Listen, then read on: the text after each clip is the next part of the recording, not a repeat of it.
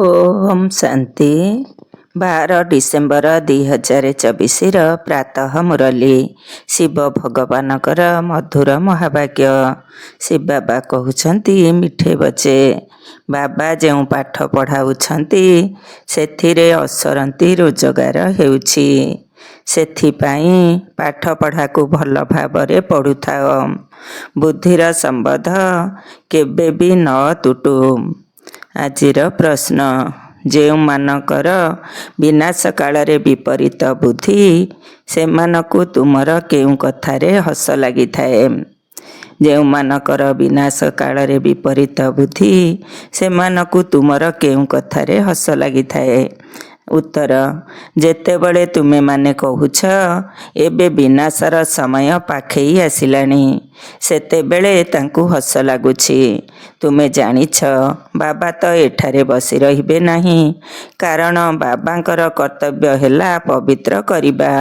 तेणु जेतेबेले तुमे माने पवित्र होइजिब सेतेबेले यही पुराना दुनिया विनाश होइजिब, नुआ दुनिया आसिब।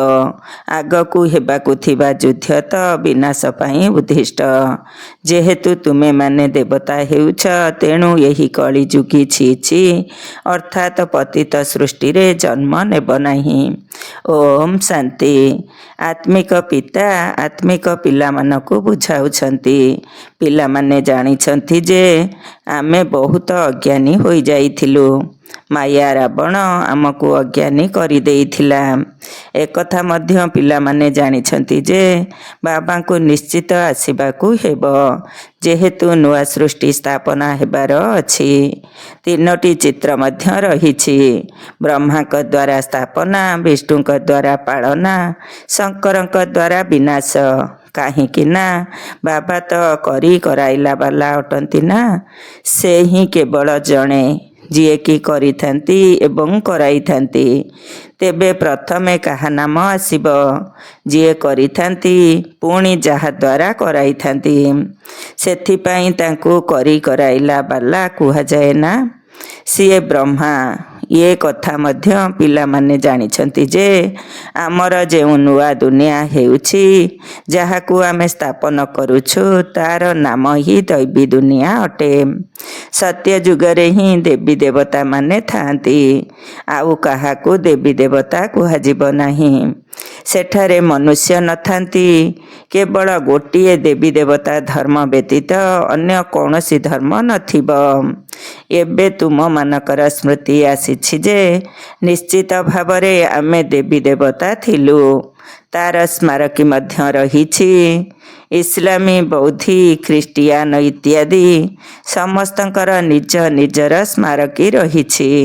जेतेबेले आमर राज्य थिला सेतेबेले आउ केही नथिले। एबे सबु धर्म अछि किंतु आमर देवता धर्म नाही। गीतारे बहुत भल भल शब्द रहिछि किंतु केही बुझी पारु नाहंती। बाबा कहउछंती विनाश कालरे विपरीत बुद्धि एवं विनाश कालरे प्रीति बुद्धि। विनाश तो एबे हेबाकु जाउछि। बाबा संगम जुगरे ही आसुछंती, जेतेबेले की परिवर्तन हेबाकु जाउछि। बाबा तुम पिला मानकु पुरुणा बदलरे सबु किछि नुआ देउछंती। सीए बणिया अटंती तो धोबा मध्य अटंती, बड़ बेपारी मध्य अटंती। कोटिकेरे क्वचित केही केही बाबा का सहित बेपार बा सौदा करिथांती। एही बेपार रे तो असरंती लाभ रहिछि। पाठ पढ़ारे फायदा बा लाभ बहुत होइथाए। महिमा मध्य करा जाए जे पाठ पढ़ा रोजगार एक पंथा अटे। तेबे एही ठारे ही जन्म जन्मांतर पाई रोजगार हेउछि। तेणु एभली पाठ को भल भावरे पढ़िबा दरकार ना। एवं मु बहुत सहज रीति मध्य पढ़ाउछि। केवल सप्ताहटिए बुझी नहीं पुणी केउठाकु भी जाओ तुमको पाठ अर्थात मुरली मिली पारिब, जहा द्वारा मो ठारु संबंध केबे तुटिब नहीं। एहा हेउछि आत्मा मानकर परमात्मा का सहित संबंध। ଗୀତାରେ ମଧ୍ୟ ଏହି କଥା ଉଲ୍ଲେଖ ଅଛି। ବିନାଶ କାଳରେ ବିପରୀତ ବୁଦ୍ଧି ବିନଶ୍ୟନ୍ତି, ପ୍ରୀତି ବୁଦ୍ଧି ବିଜୟନ୍ତି। ତୁମେମାନେ ଜାଣିଛ, ବର୍ତ୍ତମାନ ସମୟରେ ମନୁଷ୍ୟ ଜଣେ ଅନ୍ୟ ଜଣକୁ ହାଣି ମାରି ଚାଲିଛନ୍ତି। ଏମାନଙ୍କ ଭଳି କ୍ରୋଧ ବା ବିକାର ଅନ୍ୟ କାହାଠାରେ ନାହିଁ।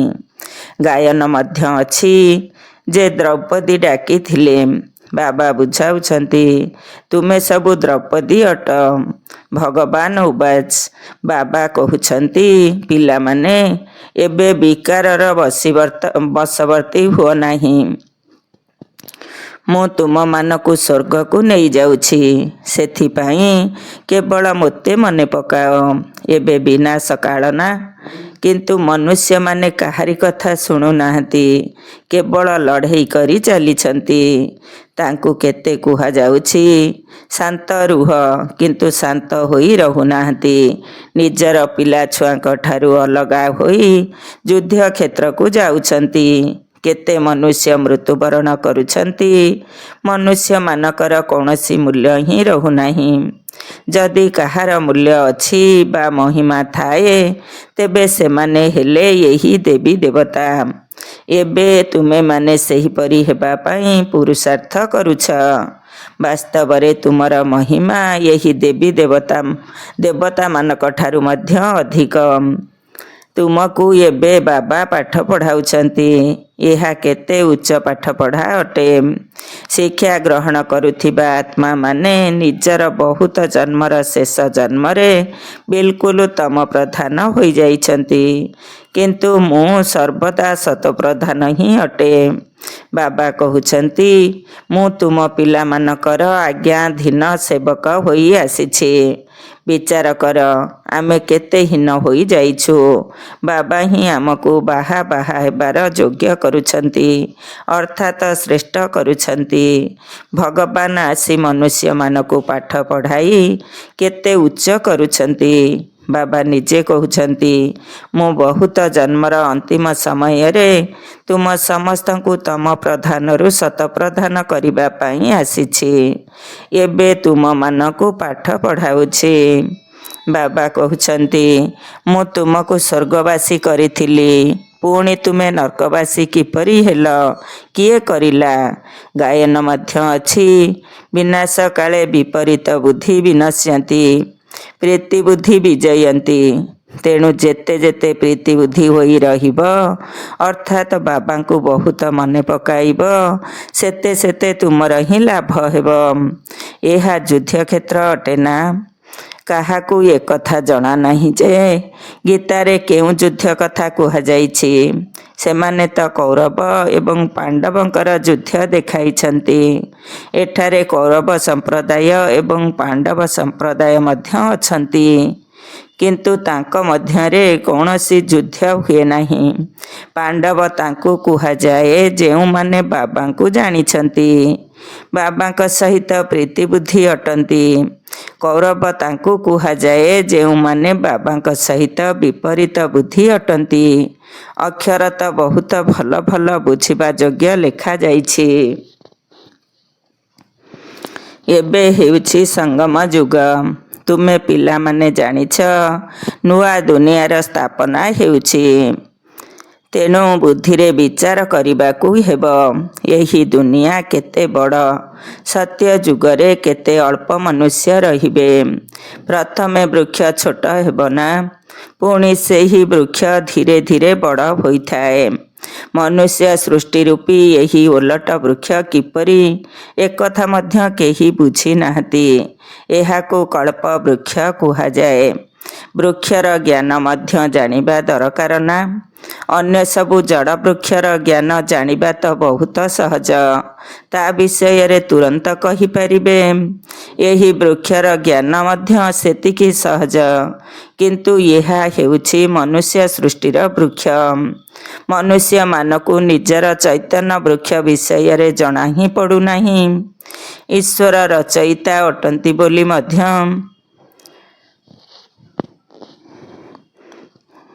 କହୁଛନ୍ତି, ତେବେ ନିଶ୍ଚିତ ସିଏ ଚୈତନ୍ୟ ଅଟନ୍ତି ନା? ବାବା ସତ୍ୟ ଚୈତନ୍ୟ ଜ୍ଞାନର ସାଗର ଅଟନ୍ତି। ତାଙ୍କଠାରେ କେଉଁ ଜ୍ଞାନ ଅଛି ତାହା ମଧ୍ୟ କେହି ଜାଣନ୍ତି ନାହିଁ। ବାବା ହିଁ ବୀଜ ରୂପ ଚୈତନ୍ୟ ଅଟନ୍ତି। ତାଙ୍କ ଦ୍ୱାରା ହିଁ ସମସ୍ତ ରଚନା ହୋଇଥାଏ। ତେବେ ବାବା ବୁଝାଉଛନ୍ତି, ମନୁଷ୍ୟମାନଙ୍କୁ ନିଜର ସୃଷ୍ଟି ରୂପୀ ବୃକ୍ଷ ବିଷୟରେ ଜଣା ନାହିଁ। ଅନ୍ୟ ଜଡ଼ ବୃକ୍ଷମାନଙ୍କୁ ତ ଭଲ ଭାବରେ ଜାଣିଛନ୍ତି।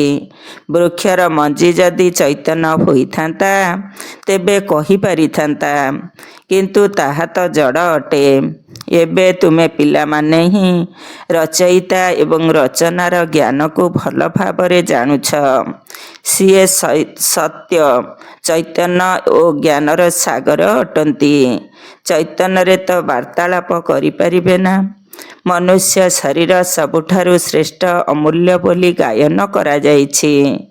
ଏହାର ମୂଲ୍ୟ କୁହାଯାଇ ପାରିବ ନାହିଁ। ବାବା ଆସି ଆତ୍ମାମାନଙ୍କୁ ବୁଝାଉଛନ୍ତି, ତୁମେ ରୂପ ବି ଅଟ ଏବଂ ବସନ୍ତ ମଧ୍ୟ ଅଟ, ଅର୍ଥାତ୍ ଯୋଗୀ ଓ ଜ୍ଞାନୀ ଅଟ। ବାବା ହେଉଛନ୍ତି ଜ୍ଞାନର ସାଗର। ତାଙ୍କଠାରୁ ତୁମକୁ ରତ୍ନ ମିଳୁଛି। ଏହା ଜ୍ଞାନ ରତ୍ନ ଅଟେ। ଯେଉଁ ରତ୍ନରୁ ତୁମମାନଙ୍କୁ ସେହି ସ୍ଥୂଳ ରତ୍ନ ମଧ୍ୟ ପ୍ରଚୁର ମାତ୍ରାରେ ମିଳିଯାଉଛି। ଲକ୍ଷ୍ମୀ ନାରାୟଣଙ୍କ ପାଖରେ ଦେଖ କେତେ ରତ୍ନ ରହିଛି। ହୀରା ନୀଳାର ମହଲରେ ରହୁଛନ୍ତି। ତାର ନାମ ହିଁ ସ୍ୱର୍ଗ, ଯାହାର ତୁମେ ମାଲିକ ହେବାକୁ ଯାଉଛ। କୌଣସି ଗରିବକୁ ଅଚାନକ ବଡ଼ ଲଟେରୀ ମିଳିଗଲେ ସେ ପାଗଳ ହୋଇଯାଏ ନା। ବାବା ବି କହୁଛନ୍ତି, ତୁମକୁ ବିଶ୍ୱର ରାଜତ୍ୱ ମିଳୁଛି, ତେଣୁ ମାୟା କେତେ ବିରୋଧ କରୁଛି। ଆଗକୁ ଗଲେ ତୁମକୁ ଜଣାପଡ଼ିବ ଯେ ମାୟା କେତେ ଭଲ ଭଲ ପିଲାଙ୍କୁ ମଧ୍ୟ ଗ୍ରାସ କରିଦେଇଛି, ଏକଦମ ଖାଇଯାଇଛି।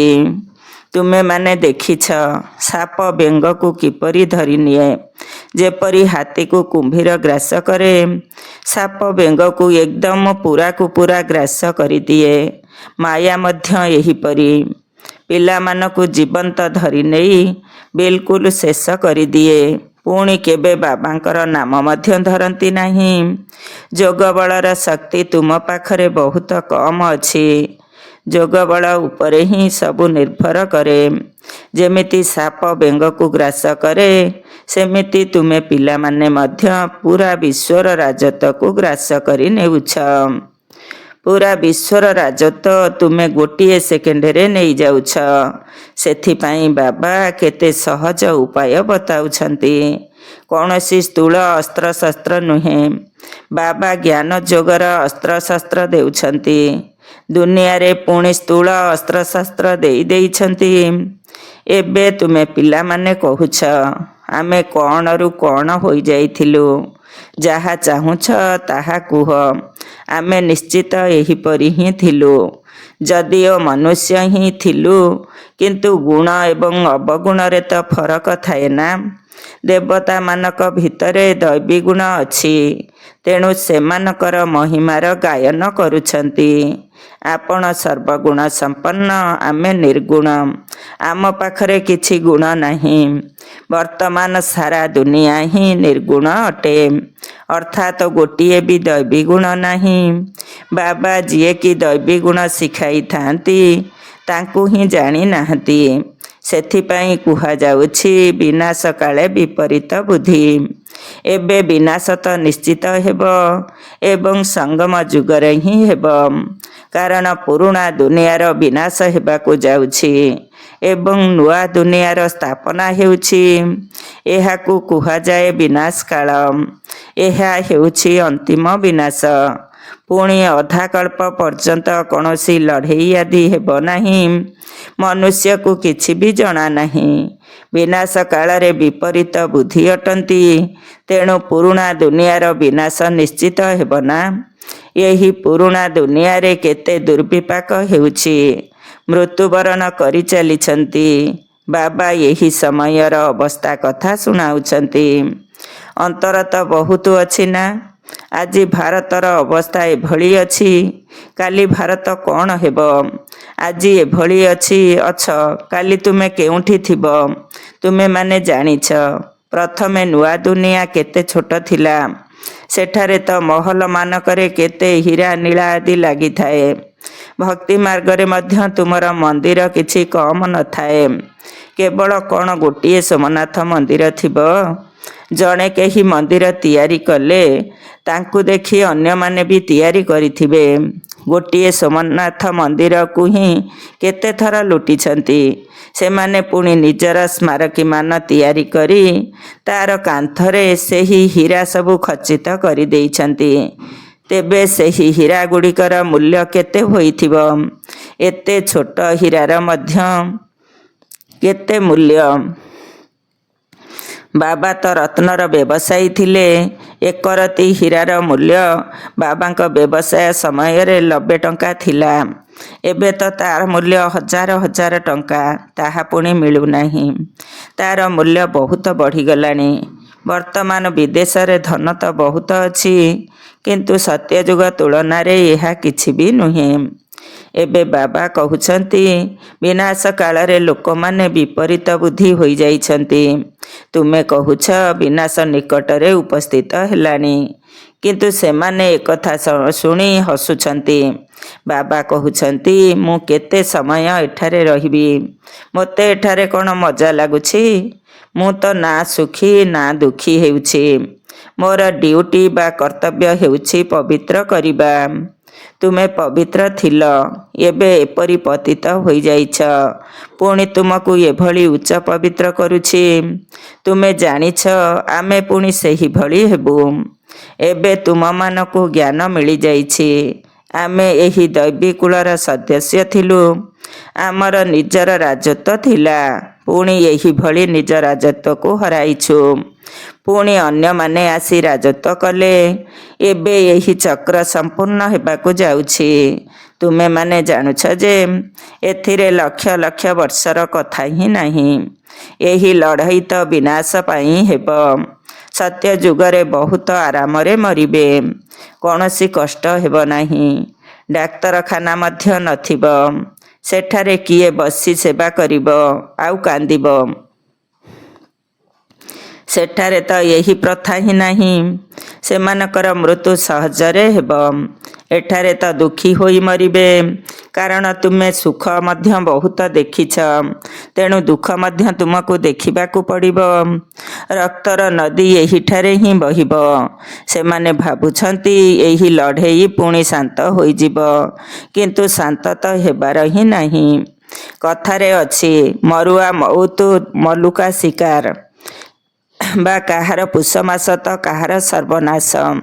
ଯେହେତୁ ତୁମେମାନେ ଦେବତା ହେଉଛ, ତେଣୁ କଳିଯୁଗୀ ନର୍କ ଦୁନିଆରେ ତ ଜନ୍ମ ନେବ ନାହିଁ। ଗୀତାରେ ମଧ୍ୟ ଅଛି, ଭଗବାନ ଉବାଚ, ବିନାଶ ମଧ୍ୟ ଦେଖ, ସ୍ଥାପନା ମଧ୍ୟ ଦେଖ। ସାକ୍ଷାତକାର ହୋଇଥିଲା ନା? ପୁଣି ଏହି ସାକ୍ଷାତକାର ସବୁ ଅନ୍ତିମ ସମୟରେ ହେବ। ଅମୁକ ଅମୁକ ଏହି ପଦ ପାଇବେ। ପୁଣି ସେ ସମୟରେ କାନ୍ଦିବେ। ବହୁତ ବହୁତ ପଶ୍ଚାତାପ କରିବେ, ସଜା ଖାଇବେ, ଦୁର୍ଭାଗ୍ୟ ପାଇଁ ଅଫସୋସ କରିବେ। କିନ୍ତୁ କ'ଣ କରିପାରିବେ? ଏହା ତ 21 ଜନ୍ମର ଲଟେରୀ ଅଟେ। ସ୍ମୃତି ତ ଆସୁଛି ନା? ସାକ୍ଷାତକାର ବିନା କାହାକୁ ଦଣ୍ଡ ମିଳିପାରିବ ନାହିଁ। ତେଣୁ ଶେଷରେ ବିଚାରାଳୟ ଅର୍ଥାତ୍ ଟ୍ରିବ୍ୟୁନାଲ ମଧ୍ୟ ବସିବ। ଆଚ୍ଛା, ମିଠା ମିଠା ଶିଖିଲ ଧେ ସନ୍ତାନମାନଙ୍କ ପ୍ରତି ମାତା ପିତା ବାପଦାଦାଙ୍କର ମଧୁର ସ୍ନେହ ସମ୍ପନ୍ନ ଶୁଭେଚ୍ଛା ଏବଂ ସୁପ୍ରଭାତ। ଆତ୍ମିକ ପିତାଙ୍କର ଆତ୍ମିକ ସନ୍ତାନମାନଙ୍କୁ ନମସ୍ତେ। ଆମ ଆତ୍ମିକ ସନ୍ତାନମାନଙ୍କର ଆତ୍ମିକ ବାପଦାଦାଙ୍କୁ ନମସ୍ତେ ନମସ୍ତେ ଏବଂ ସୁପ୍ରଭାତ। ଧାରଣା ପାଇଁ ମୁଖ୍ୟ ସାର 1 ନମ୍ବର। ନିଜ ଭିତରେ ଜ୍ଞାନରତ୍ନକୁ ଧାରଣ କରି ରୂପ ବସନ୍ତ ହେବାର ଅଛି। ଜ୍ଞାନ ରତ୍ନ ଆଧାରରେ ବିଶ୍ୱ ଉପରେ ରାଜତ୍ୱ କରିବାର ଲଟେରୀ ମଧ୍ୟ ନେବାର ଅଛି। 2 ନମ୍ବର। ଏହି ବିନାଶ କାଳରେ ବାବାଙ୍କ ସହିତ ପ୍ରୀତି ରଖି ଜଣକ ସ୍ମୃତିରେ ହିଁ ରହିବାର ଅଛି। ଏଭଳି କୌଣସି କର୍ମ କରିବାର ନାହିଁ ଯାହାକି ଶେଷ ସମୟରେ ପଶ୍ଚାତାପ କରିବାକୁ ପଡ଼ିବ ଅଥବା ନିଜର ଦୁର୍ଭାଗ୍ୟ ପାଇଁ ଅଫସୋସ କରିବାକୁ ପଡ଼ିବ। ଆଜିର ବରଦାନ। ସଦା ସ୍ନେହୀ ହୋଇ ଉଡ଼ିବାର କଳାର ବରଦାନ ପ୍ରାପ୍ତ କରୁଥିବା ନିଶ୍ଚିତ ବିଜୟୀ ତଥା ନିଶ୍ଚିନ୍ତ ହୁଅ। ସଦା ସ୍ନେହୀ ହୋଇ ଉଡ଼ିବାର କଳାର ବରଦାନ ପ୍ରାପ୍ତ କରୁଥିବା ନିଶ୍ଚିତ ବିଜୟୀ ତଥା ନିଶ୍ଚିନ୍ତ ହୁଅ। ସେହି ପିଲାମାନଙ୍କୁ ବାପ ଦାଦାଙ୍କ ଦ୍ୱାରା ଉଡ଼ିବାର କଳାର ବରଦାନ ମିଳିଯାଇଥାଏ। ଯଦି ଉଡ଼ିବାର କଳା ଦ୍ୱାରା ଗୋଟିଏ ସେକେଣ୍ଡରେ ବାପ ଦାଦାଙ୍କ ପାଖରେ ପହଞ୍ଚିଯିବେ, ତେବେ ମାୟା ଯେମିତିକା ସ୍ୱରୂପରେ ଆସିଥାଉ ନା କାହିଁକି ତୁମକୁ ଛୁଇଁ ପାରିବ ନାହିଁ। କାରଣ ପରମାତ୍ମାଙ୍କର ଛତ୍ରଛାୟା ଭିତରକୁ ମାୟାର ଛାଇ ମଧ୍ୟ ଆସିପାରିବ ନାହିଁ। ସ୍ନେହ ମେହନତକୁ ମନୋରଞ୍ଜନରେ ପରିବର୍ତ୍ତନ କରିଦେଇଥାଏ। ସ୍ନେହ ପ୍ରତ୍ୟେକ କର୍ମରେ ନିଶ୍ଚିତ ବିଜୟୀ ସ୍ଥିତିର ଅନୁଭବ କରାଇଥାଏ। ସେଥିପାଇଁ ସ୍ନେହୀ ପିଲାମାନେ ସବୁ ସମୟରେ ନିଶ୍ଚିନ୍ତ ରହିଥାନ୍ତି। ଆଜିର ସ୍ଲୋଗାନ। ନଥିଙ୍ଗ ନ୍ୟୁ ଅର୍ଥାତ୍ କିଛି ବି ନୂଆ ନୁହେଁ। ଏହି ସ୍ମୃତି ଦ୍ୱାରା ଯଦି ସର୍ବଦା ଅଚଳ ରହିବ, ତେବେ ଖୁସିରେ ନାଚିବାକୁ ଲାଗିବ। ନଥିଙ୍ଗ ନ୍ୟୁ ଅର୍ଥାତ୍ କିଛି ବି ନୂଆ ନୁହେଁ। ଏହି ସ୍ମୃତି ଦ୍ୱାରା ଯଦି ସର୍ବଦା ଅଚଳ ରହିବ, ତେବେ ଖୁସିରେ ନାଚିବାକୁ ଲାଗିବ। ଓମ୍ ଶାନ୍ତି।